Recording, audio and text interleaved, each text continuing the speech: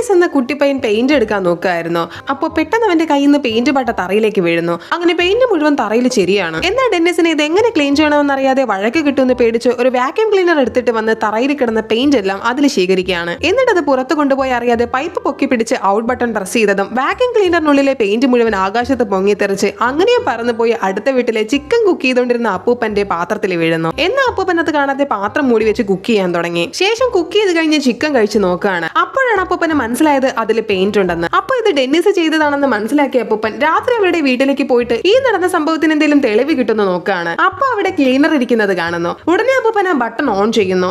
അപ്പോൾ തന്നെ ക്ലീനർ അതിന്റെ മുന്നിൽ കിടന്ന ബോൾ സക്ക് ചെയ്യുന്നു. എന്നാൽ അത് കാണാതെ നിന്ന് അപ്പൂപ്പൻ ഔട്ട് ബട്ടൺ പ്രസ് ചെയ്യാണ്. അടുത്ത സെക്കൻഡിലെ ആ ബോൾ വന്ന അപ്പൂപ്പന്റെ കവചകുണ്ടലത്തിൽ ഇടിക്കുന്നു. പിറ്റേന്ന് ഡെന്നിസ് അപ്പൂപ്പന്റെ വീട്ടിൽ പോയിട്ട് പല്ല് സെറ്റ് കയ്യിലെടുത്ത് കളിച്ചുകൊണ്ടിരിക്കുകയായിരുന്നു. അപ്പോൾ പെട്ടെന്ന് തന്നെ 2 പല്ല് പൊട്ടി നേരെ സിങ്കിലേക്ക് വീഴുന്നു. ഉടനെ അവൻ പല്ലിന് പകരം ഓർബിറ്റ് ഒട്ടിച്ച് വെച്ച് പറ്റിക്കുന്നു.